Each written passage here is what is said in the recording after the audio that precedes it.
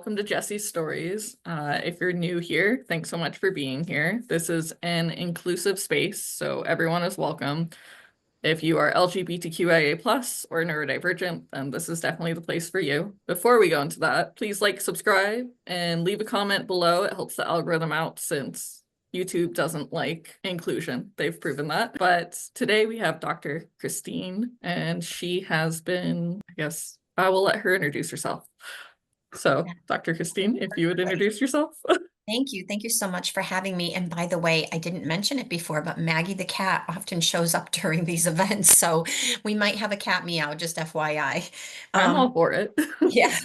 So my name is Dr. Christine Coachola, and I have been doing this work since the age of 19. I began volunteering for a local domestic abuse sexual assault agency. I did that work as a volunteer for 35 years, took a few years in between when my children were very little. I was on call for them. And I ended up marrying someone I met when I was 16 and was married for 27 years and 11 months, knew him for over 35, and didn't know I was suffering abuse. And it's interesting, right? So as someone as an advocate, very young age, as someone who was a social worker, so I became a social worker. I was an educator. I taught across the state the Stranger You Know program, which is a child sexual abuse prevention program. I was speaking in classrooms on trauma and didn't know I was suffering abuse because I wasn't suffering physical violence. And coercive control can be physically violent for sure, but abusers often don't show up that way. And they show up as charlatans, as nice people, as, they tell us nice things that we want to hear. And I was very young and naive. I always tell people I didn't grow up with understanding red flags in an abusive relationship. My parents will be married 64 years this October. Wow, They're congrats. still in love, and they are the kindest, sweetest people you would ever meet. So I, was never taught the red flags. I didn't know what it looked like. And so I just knew green flags. You're nice to people, you're kind, you give a lot, you work hard at relationships. Relationships matter. And my abuser took advantage of that. And so when I did finally divorce him, there was an intense post-separation abuse, which is the further infliction of coercive control, which we're going to talk about today. And it was just quite remarkable to me because had he not been so horrifying during the post-separation time, I might have gone back again. And so this is what happens is that we don't want to believe that people we don't want to believe that people are really mean or could be hurtful. We want to believe people are good, and not everybody is a good person. It took me a long time to figure that out. And fortunately, my children suffered also, and they're doing great now, but they really suffered tremendously. And my work, I have a master's in social work. I'm a therapist. I was helping people with this issue, didn't know it was happening to me. And and then went on and got my doctorate in clinical social work. And Dr. Evan Stark, who propelled the term coercive control, was my mentor because he was on my committee for my doctoral work. So I'm so blessed to have had him as my mentor, and he really propelled the term coercive control. He took it and made it very well known. And my goal in life is to continue to elevate that conversation. Yeah.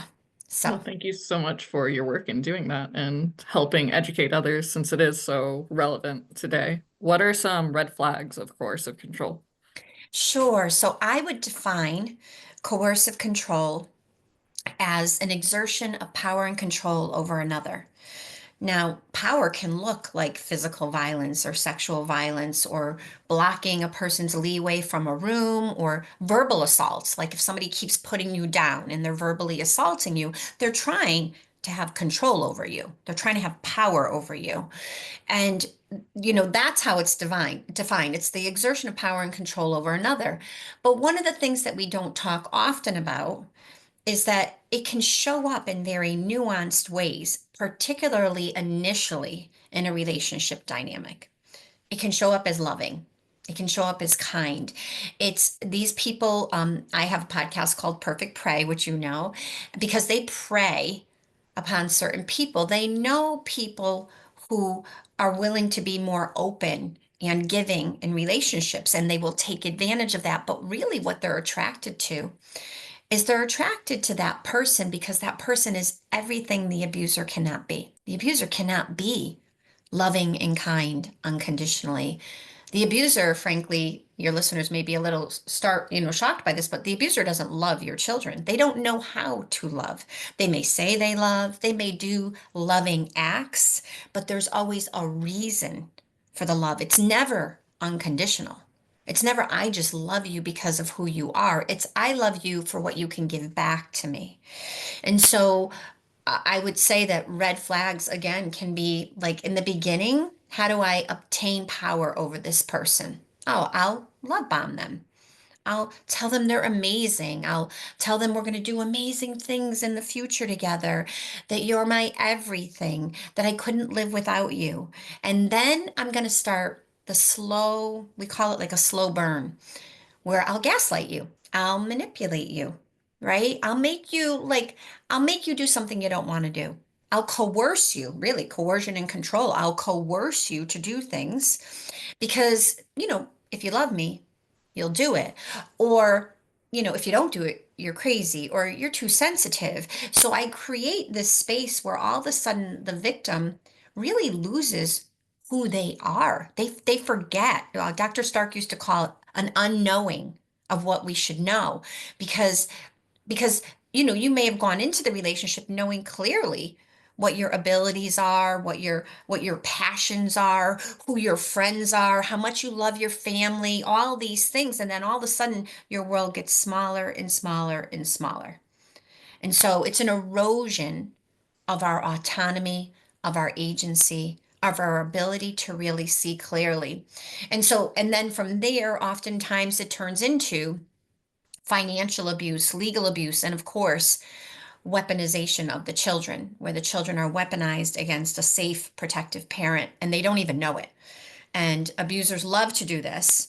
And if you think about an adult who has suffered this kind of abuse and they lose themselves, imagine a developing child. Like they literally, how do they have the ability to know clearly if this is real love or not real love? They haven't even lived life. Their brains are not developed. And they grasp and hold on to whatever they can, even if that abuser is harmful. And they wouldn't even know it's harm. Nobody's taught them. So I don't know if that's helpful. That's very helpful. It actually goes into kind of the cult setting, at least from my personal experience. I've been coerced, well, and even as a child in the past, but we do that on your podcast. But in, I Certainly guess, talk Twin about it Flames here too, though. universe on Escaping Twin Flames, they coerced into, they did love bombing, they did the gaslighting, like Dr. Robin Stern, because she was on here too. She broke down a little bit of the mirror exercise, and actually Dr. Shannon did too. She's a clinical psychologist, queer clinical psychologist. And yeah, so they pretty much love bomb you, everything you said, and they have children. I always bring that up. I'm the only one of the ex-members that bring this up constantly. Who I was set up with against my will was someone who had a child with autism. And he was very young at the time. He was only like, I think 10 years old, but they were doing the mirror exercise and everything else. I don't have the physical proof because that burned in the Marshall fires. And I also deleted it when I left the group. But yeah, they do it to every child that's in that group. So every adult, there's even parents that I know still post to this day of, look at my child finding love, and they tend to be 10 years of age or younger. Yes. Can So you, sad. yeah. So it falls in perfectly to what you do. But And I probably did a webinar just recently called A Cult Leader in the Home because I spoke last year at the International Conference on Cultic Studies, and they told me I was the first person to ever present on the topic of a cult in the home, meaning that these abusers, when they live in a family system, it is like a cult. You have to line up and do what the abuser wants. You might be a child who loves the abuser. They're fun. They take you places. They make you laugh. They don't make you do the dishes. When your mom makes you maybe, or your dad, whoever the abuser is, when your mom or dad makes you go to bed at a certain time or turn off the television, like they're going to counter all of that and try to groom the child and indoctrinate the child into aligning with them. And so it's like a cult in the home. And what you're just describing happened to you on a grander scale, which I'm so very sorry for that experience. But they all have the same pathology. They all have the need or desire to exert power and control over another or a group of people. That's their harm. It's the only way that they can function in society is to be in a space where others fall in line with them, where others honor them in some way, overtly or even quietly, they are honored, which is why people in positions of power very often have these character traits. Yeah, Mm. that's very true. And they get money out of it. At least this group, this specific group, So gets a true. I lot of hope money. you just bingo because I said, like, think about major movie directors that we know have been coercive controller, narcissistic abusers, right? It's like a cult. Like they pull people in, and what do they gain from it? They gain power, they gain notoriety. It creates fame for them, right? But they also get a lot of money, don't they? It's Yeah. very true. Yes. Very, very true. And then, oh, okay. And then could you explain a little bit of what inspired you to, sorry, my cat's scratching in the background, inspired you to, I guess, make your forte coercive control? Sure. So I was already working in the field. I was 19. And then when I started, and then again, I was a child welfare worker, I was an educator, I became a college professor teaching domestic abuse every semester, yet didn't know I was suffering it. Because I, like most people, kept thinking, well, he doesn't hit me. I feel crazy, but he doesn't hit me. Right. And so that's where the difference is. Right. And unfortunately, there's a lot of people out there who are saying coercive control is not physical violence, and that's incorrect. It's the underpinning of all abuse. Think about it, right? Think Yeah, about sexism, genderism. Think about how people treat others who do not identify along the binary. Think about racism. It's all about one person or group of people trying to exert power and control over another. It's oppression. That's what it is, right? And so, but isn't it true that sometimes these groups of people, we'll use groups who are racist, who are sexist, who behave really poorly in an oppressive way towards people who do not identify along the binary or gays, lesbians, to your point, what you opened with today. All of those people, when they gather in a group, it can become physically violent, can't it? You know when it becomes physically violent or sexually violent? When, first of all, it becomes sexually violent when most often, I'm looking for gratification sexually. But it becomes physically violent when I can no longer control you with the psychological tactics. So as long as I can control you with gaslighting, manipulation, intimidation, and isolation, I'm not going to have to put my hand on you. But if you do not follow along with what I want you to do, then eventually I may. Now, very savvy abusers like mine would never put his hand on me. He would never want the world to know he was an abuser, right? He wanted to keep right. playing the mind games. But some abusers, like all of us, can't contain their need for control. They can't regulate it enough to keep it on this insidious, nuanced way. They elevate. That's why we hear of women dying. We hear of people dying due to domestic abuse. What was it? The person was coercing and controlling them over a period of time. And then one day when they could no longer do it, or when they lost a gasket, they lost their mind, they killed the person. They already had lost their mind because frankly, these people are very unstable. I don't even like to say that they have a mental health issue. It is not. It is a totally different character trait. It is a disordered character trait. People who have mental health issues don't harm other people. Right. Exactly. I Mental mean, health, there's also, maybe some do, but like that's yeah. not what mental health is. That's not. So I hate when people conflate those terms. They're like, oh, they're mentally ill. I'm like, no, they're not mentally ill. First of all, don't call it mental illness. Call it a mental health issue. It's a brain issue, whatever. But second of all, like put an abuser aligned with somebody who might have bipolar or depression or like no, like that's just really inappropriate. And that bothers me a lot. Well, it bugs me too, because also just from an autistic point of view, slash ADHD and PTSD, thanks to the cult I was in. But with that, society already puts the pressure of if you are brutally honest, which that is an autistic trait, I'm brutally honest. But I also have learned through my interviews to be a little carefuler, but I still am. Most people like that I'm honest, especially women versus anyone else that I interview. But society looks at that as, nope, you're not supposed to be this way. You're supposed to be this certain way, where you're automatically gaslit just for being you. That's why autism is called autism, because we are not within the neurotypical, because even neurotypicals have their own thing too. We just don't talk about it socially, which doesn't make sense, but everyone has their own thing. But autism gets the hardest time because we're honest, yes, and there's different levels. People seem to not get that. It's called a spectrum for a reason. There's There's, different levels. Do I look autistic? Do I sound autistic? Would you think I was autistic unless I said I was? right, There's a lot that goes into that that people are not well enough educated in, as they're not well enough educated in coercion or so many things that are happening in the world today, even that is right. important to get out there. So that's why I'm thankful that people like you are out there educating and trying to get the word out there. No, absolutely. The vernacular matters. And sometimes people hijack terms. And then and I think part of the issue too is there's a lot of people who haven't really studied this. And so they don't really understand autism. They don't really understand neurodivergency. I actually teach a disabilities and mental health class. I have researched autism. I did it as a social worker. I understand the spectrum.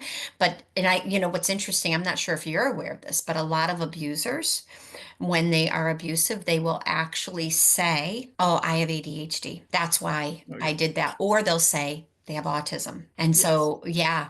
that And would they and do. it's that's, and maybe they do, have ADHD or autism, but they are using it as an excuse for their harmful behavior. Of course, there's people who are abusers who are on the spectrum or who have ADHD. There's abusers on the spectrum who are women. There's abusers on the spectrum abusers who are gay. I mean, there's a variation here, but to use it as an excuse to abuse, and unfortunately, what I've heard, not a lot, but sometimes is, oh, well, maybe they behave that way because they have autism, which really frustrates me because we did that for a little bit here. I live near Sandy Hook, the mass shooting that occurred. I was a first, not a, I didn't respond the first week, but I went and did some counseling at the school after the event. And all people could talk about was, at the time, you may remember, although you're much younger than me, is all people could talk about was that he was on the spectrum, that he had autism. And that has nothing to do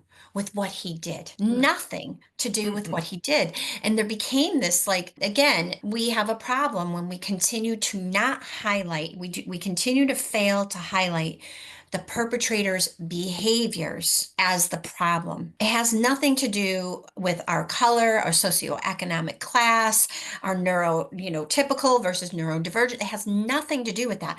If someone is an abuser, they are an abuser and they have character traits that are faulty. They are literally faulty character traits, and they can hide right in plain sight. And so we need to really shift so people look at, I don't care what else the person has. I don't care if their hair's purple. What are their behaviors? And if their behaviors are harmful and it's a pattern, they do this more than once. And I always say a pattern is one more than one. So if your listeners are listening, they're like, well, I don't know if he's an abuser or she's an abuser. Well, then ask yourself, has there been a pattern of behavior where this person has diminished you, has taken away your ability to have voice in the relationship, has used a vulnerability against you? Say you do have ADHD or you are a person who has autism and they say, oh, well, you're just autistic or you just have ADHD and that's why this happens. And that's why I'm angry with you. If they are using a vulnerability against you, my abuser used to use the fact that someone I love was abused as a child. And he would say that you, meaning me, I haven't healed because of this person I love's trauma that was projected onto me, he would say. And I'm like what? And That's but messed in the up. beginning, over years, I was with him since I was 16. So over years, that worked. It worked for a very long time. I'd be like, oh, maybe he's right. Maybe that's why I cry easily or I'm sensitive. No, I cry easily because I cry easily, but also I cried and was sensitive because he was torturing me. He was literally torturing me and degrading me in my own family system, unbeknownst to me a lot of the time, but still right in front of me also. And so at some point when I had the recognition of who he really was, and I was quietly trying to leave, he one time came to me and he said, this is why you're this way. These are your problems because of this that happened, because of this person that, it's my mom. But anyway, she doesn't mind that I say that. But anyway, and that's why. And you're just like her. And I'm like, oh, thank you so much. I'm so glad I'm just like her because she's an effing amazing human being. So, and he was like, he didn't expect it because I had a moment. When we get clarity and we can see how much they are trying to oppress us, it's freeing, as I'm sure it was for you when you left, when you were able to disengage from the cult. Oh, yes, absolutely. And to also learn better, I've been educating myself since I did the docu-series. I've been educating myself better on cults, on coercion, on a lot. I've spoke to Dr. Lalich, Dr. Robin. I'm trying to get more queer voices because minority is the target always. And yes, I think it's important you brought that up, but the funny part is most of the time the abuser isn't necessarily in that group. There are just like in others, but right now they're big targets and I would be a huge target. I would be on the registry that AFK, JFK, whatever. He's not too bright in my personal opinion, but we're targets right now and always have been a political target, which is coercion in itself to become a political target. The